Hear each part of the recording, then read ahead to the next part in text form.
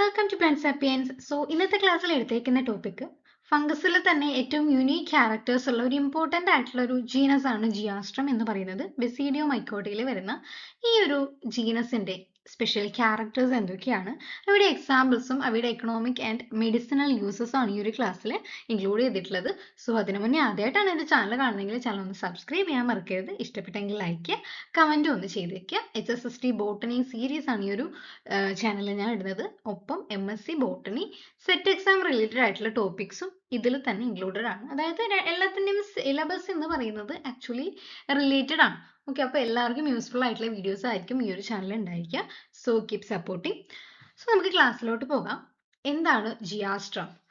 First തന്നെ ഇവിടെ കൊടുത്തിരിക്കുന്ന ഈ ഒരു പിക്ചർ ആണ് അല്ലെ, കാണാൻ തന്നെ എന്തോ ഒരു എർത്ത് സ്റ്റാർ എന്നാണ് ഇവ കോമൺ ആയിട്ട് പറയുന്നത്. എർത്ത് സ്റ്റാർ എന്നാണ്. കാരണം അവയുടെ അപ്പിയറൻസ് തന്നെ ഒരു സ്റ്റാർ പോലെയല്ല, അതായത് നിലത്ത് വളരുന്ന ഒരു സ്റ്റാർ പോലെയാണ് ഇവയുടെ അപ്പിയറൻസ്. അതുകൊണ്ടാണ് ജിയാസ്ട്രം എന്നുള്ള പേര് വന്നത്. അതിൽ ജിയോ എന്നുള്ള പേരിന്റെ അർത്ഥം എർത്ത് ആണ്, ആസ്ട്രോ എന്ന് വെച്ചാൽ സ്റ്റാർ. അതുകൊണ്ടാണ് ജിയാസ്ട്രത്തെ കോമൺലി എർത്ത് സ്റ്റാർ എന്ന് പറയുന്നത്. ഇവയുടെ ക്ലാസിഫിക്കേഷൻ ഹൈറാർക്കി നോക്കിയാൽ അവയുടെ കിങ്ഡം ഫംഗസ് ആണ്, phylum basidiomycota, class agaricomycetes, order geastrales, family geastraceae and genus എന്ന് പറയുന്നത് ജിയാസ്ട്രം. അതിന്റെ സ്പീഷീസ് എക്സാമ്പിൾസ് ഈ ഒരു ക്ലാസ്സിൽ ഇടയിൽ ഇൻക്ലൂഡ് ചെയ്തിട്ടുണ്ട്. സ്കിപ്പ് ചെയ്യാതെ കാണാം. ഫസ്റ്റ് നമുക്ക് ഇവയുടെ ജനറൽ ക്യാരക്ടേഴ്സ് എന്തൊക്കെയാണെന്ന് നോക്കാം. First, they start as an underground fruiting body that emerge from the soil as it's mature. First, സോയിലിന്റെ അണ്ടർഗ്രൗണ്ട്, സോയിലിന്റെ അടിയിലായിട്ടാണ് വളരുന്നത്. മെച്ചുർ ആകുമ്പോഴാണ് സോയിലിന്റെ പുറത്തേക്ക് അല്ലെങ്കിൽ അണ്ടർഗ്രൗണ്ടിൽ നിന്ന് പുറത്തേക്ക് എമേർജ് ചെയ്ത് വരുന്നത്. അപ്പൊ ആക്ച്വലി അവ കാണുന്നത് സോയിലും അതുകൂടാതെ ചില കേസിൽ ഡീക്കേയിങ് വുഡിലും പിന്നെ സാൻഡിലും കാണുന്നുണ്ട്. ഇവയുടെ സ്ട്രക്ചർ എങ്ങനെയാണ് നോക്കാം. സ്ട്രക്ചർ ആണ് ഇമ്പോർട്ടൻ്റ് ആയിട്ട് പഠിക്കാനുള്ളത്. ഇവയ്ക്ക് രണ്ട് ലെയർ ഉണ്ട്. ഓക്കെ, ഒരു ഔട്ടർ ലെയറും ഉണ്ട്, ഒരു ഇന്നർ ലെയറും ഉണ്ട്. ആ ഒരു ഔട്ടർ ലെയർ ആണ് ആക്ച്വലി സ്റ്റാർ ഷേപ്പ് ഉള്ളത്. ഈ ഒരു പിക്ചർ നോക്കിക്കഴിഞ്ഞാൽ മുകളിൽ കാണുന്ന ഈ ഒരു ലെയർ ഇല്ലേ, ഔട്ടർ ലെയർ, അതിനെയാണ് എക്സ്പെരിഡിയം എന്ന് പറയുന്നത്. ഈ ഒരു എക്സ്പെരിഡിയം സ്പ്ലിറ്റ് ചെയ്തിട്ട് കുറേ സെഗ്മെന്റ്സ് ആയിട്ട് തിരിഞ്ഞിട്ടുണ്ട്. ആ ഓരോ സെഗ്മെന്റും മെച്ചുവർ ആകുന്നതിനനുസരിച്ചിട്ട് ഇതേപോലെ ബേക്കോട്ടേക്ക് അല്ലെങ്കിൽ ബേക്കിലേക്ക് കേൾ ചെയ്തിട്ടുണ്ടായിരിക്കും. ഓക്കെ, ഇങ്ങനെ കേൾ ചെയ്യുമ്പോൾ നമുക്ക് പുറത്തുള്ള ഉള്ളിലുള്ള ഇന്നർ ആയിട്ടുള്ള ആ ഒരു സാക്ക് ലൈക്ക് സാക്ക് അല്ലെങ്കിൽ സ്പൂ സാക്ക് എന്നെങ്കിലും വേണമെങ്കിൽ പറയാം. അതായത് ഈ ഒരു ഇന്നർ പെരിഡിയത്തിലായിരിക്കും, ഇന്നർ പെരിഡിയത്തെ നമ്മൾ എൻഡോപെരിഡിയം എന്നാണ് പറയുന്നത്. ഈ ഒരു ഇന്നർ പെരിഡിയത്തിലായിരിക്കും അവയുടെ സ്പോസ് അറേഞ്ച് ചെയ്തിട്ടുണ്ടായിരിക്കുക. ഓക്കെ, ഇതാണ് ഇവിടെ എൻറ്റയർ ആയിട്ടുള്ള അല്ലെങ്കിൽ യുണീക്ക് ആയിട്ടുള്ള സ്ട്രക്ചർ. ഇവയുടെ പേര് വരാനുള്ള കാരണം എന്ന് പറയുന്നത് ഈ ഒരു പെരിഡിയത്തിന്റെ അറേഞ്ച്മെന്റ് ആണ്.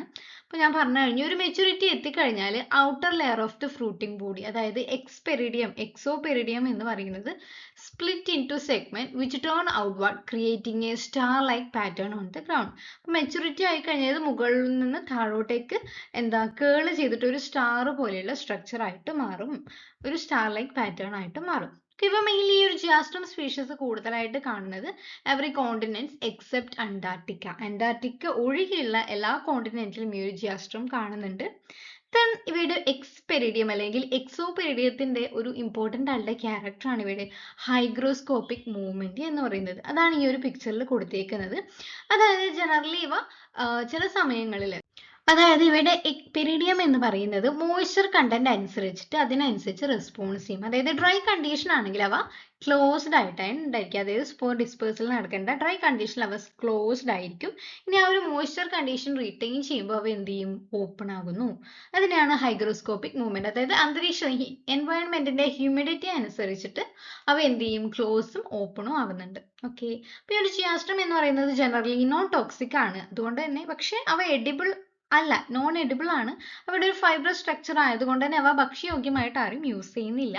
എന്നിരുന്നാലും അവയ്ക്ക് മറ്റ് പല യൂസസും ഉണ്ട്. അതിൽ ഇമ്പോർട്ടൻ്റ് ആയിട്ടുള്ള ചില യൂസസ് ആണ് ഇവിടെ കൊടുത്തിരിക്കുന്നത്. ഫസ്റ്റ് വൺ, ട്രഡീഷണൽ മെഡിസിൻ ആയിട്ട് യൂസ് ചെയ്യുന്നുണ്ട്. അതായത് ചൈനീസിലും നേറ്റീവ് അമേരിക്കൻസിലും സ്വെല്ലിങ്സ് കുറക്കാൻ വേണ്ടിയിട്ടും അല്ലെങ്കിൽ ബ്ലീഡിങ് സ്റ്റോപ്പ് ചെയ്യാൻ വേണ്ടിയിട്ട് ഒരു മെഡിസിൻ ആയിട്ട് ജിയാസ്ട്രം യൂസ് ചെയ്യുന്നുണ്ട്. Second one, hygrometer. നമ്മൾ ജനറൽ ക്യാരക്ടർ പറയുമ്പോൾ പറഞ്ഞിട്ടുണ്ട് ഇവയുടെ ഒരു ഹൈഗ്രോസ്കോപ്പിക് ക്യാരക്ടർ, അതായത് അവയുടെ പെരിഡിയം ഹ്യൂമിഡിറ്റി അനുസരിച്ചിട്ട് ഒരു റെസ്പോൺസ് കാണിക്കുന്നുണ്ട്. അപ്പോൾ ഈ ഒരു പ്രോപ്പർട്ടി ബേസ് ചെയ്തിട്ട് ആ ഒരു കണ്ടീഷൻ, ആ ഒരു എൻവയോൺമെന്റിന്റെ ഹ്യൂമിഡിറ്റി എത്രയാണെന്ന് മെഷർ ചെയ്യാൻ വേണ്ടിയിട്ടുള്ള ഒരു നാച്ചുറൽ ഹൈഗ്രോമീറ്റർ ആയിട്ട് അവ യൂസ് ചെയ്യാം. ദെൻ തേർഡ് വൺ, ഫോറസ്ട്രി ആണ്. ഫോറസ്ട്രി എന്ന് വെച്ചാൽ ഇവയുടെ റൂട്ട് ഫംഗ്ഷൻ വളരെ കൂടുതലാണ്. ആണ് അല്ലെ. അപ്പൊ ഇവിടെ ഡികമ്പോസിഷൻ റേറ്റ് കൂടുതലായതുകൊണ്ട് തന്നെ ന്യൂട്രിയൻ സൈക്ലിങ്ങിന് വളരെയേറെ ഹെൽപ്ഫുൾ ആണ് ഈ ഒരു ജിയാസ്ട്രം. സോ അത് അഫോറസ്റ്റേഷന് എഫേർട്ടിന് ഹെൽപ്പ് ചെയ്യുന്നുണ്ട്. അതായത് പുതുതായിട്ട് വളരുന്ന ട്രീസിന്റെ സർവൈവൽ റേറ്റ് കൂട്ടാൻ വേണ്ടിയിട്ട് അടുത്ത ജിയാസ്ട്രം ഉണ്ടെങ്കിൽ അവ ഹെൽപ്പ് ചെയ്യും. കാരണം ന്യൂട്രിയൻ സൈക്കിൾ കൂട്ടാൻ പറ്റും. ദെൻ ലാസ്റ്റ് വൺ ആണ് ഹണി ഹാർവെസ്റ്റിംഗ്. ചില റീജിയൻസിൽ ഈ മെച്യൂർ ആയിട്ടുള്ള ഫ്രൂട്ടിംഗ് ബോഡീസ് ഹണി ഹാർവെസ്റ്റ് ചെയ്യാൻ വേണ്ടിയിട്ടും യൂസ് ചെയ്യുന്നുണ്ട്. ദെൻ ലാസ്റ്റ് ആയിട്ട് അവയ്ക്ക് ഇമ്പോർട്ടൻ്റ് ആയിട്ടുള്ള 3 എക്സാമ്പിൾസും അവയുടെ പിക്ചറും ഇൻക്ലൂഡ് ചെയ്തിട്ടുണ്ട്. അതിൽ ഫസ്റ്റ് വൺ എന്ന് പറയുന്നത് ജിയാസ്ട്രം ട്രിപ്ലക്സ് ആണ്. ഇതാണ് ജിയാസ്ട്രം എന്ന് പറയുന്നത്. കോമൺലി പറയുന്ന പേര്, ഈ ഒരു കോമൺ നെയിംസ് ഇമ്പോർട്ടൻ്റ് ആയിട്ട് ഏത് കോമ്പറ്റേറ്റീവ് എക്സാമിനും പഠിച്ചു വെക്കേണ്ടതാണ് കേട്ടോ. കോളേർഡ് എർത്ത് സ്റ്റാർ എന്നാണ് ഈ ഒരു കോമൺ നെയിം പറയുന്നത്. അവയുടെ ഷേപ്പ് ഒരു സോസർ ലൈക്ക് ഷേപ്പ് ആയിരിക്കും. ഒരു പ്ലാറ്റ്ഫോം ബേസിൽ ഒരു സോസർ ലൈക്ക് ഷേപ്പ് ആയിരിക്കും. ദെൻ സെക്കൻഡ് വൺ ആണ് ജിയാസ്ട്രം പെക്റ്റിനേറ്റ്. നല്ല ഡിഫറൻസ് ഉണ്ടല്ലേ ഇവയുടെ ആ ഒരു സ്ട്രക്ചർ എന്ന് പറയുമ്പോൾ. ജിയാസ്ട്രം പെക്റ്റിനേറ്റ് എന്ന് പറയുന്ന ഒരു ഡിസ്റ്റിങ്റ്റീവ് കോംബ് ലൈക്ക് അല്ലെങ്കിൽ ഒരു സ്പോർ സാക്കിന്റെ ഓപ്പണിംഗിൽ ഒരു ഫ്രിഞ്ച് പോലെയുള്ള സ്പോർ ലൈക്ക് കോംബ് ലൈക്ക് ആയിട്ടുള്ള സ്ട്രക്ചേഴ്സ് ഉണ്ടായിരിക്കും. ഇതാണ് എൻറ്റയർലി ഡിഫറെന്റ് ആയിട്ടുള്ള ഒരു സ്ട്രക്ചർ ആണ് പെക്റ്റിനേറ്റത്തിനുള്ളത്. ദെൻ സെക്കാറ്റം സ്പീഷീസ് എന്ന് പറയുന്നത് സിമ്പിൾ മൗത്ത് എർത്ത് സ്റ്റാർ എന്നാണ് കോമൺലി പറയുന്നത്. It sometimes used in honey ഹാർവെസ്റ്റിംഗിൽ മെയിൻലി യൂസ് ചെയ്യുന്നതാണ്. കോമൺ ആയിട്ട് കാണുന്ന ഒരു സിമ്പിൾ ആയിട്ടുള്ള ഫോം ഓഫ് ജിയാസ്ട്രം സ്പീഷീസ് ആണ് ജിയാസ്ട്രം സെക്കാറ്റം എന്ന് പറയുന്നത്. സോ ഇത്രയേ ഉള്ളൂ. Thank you.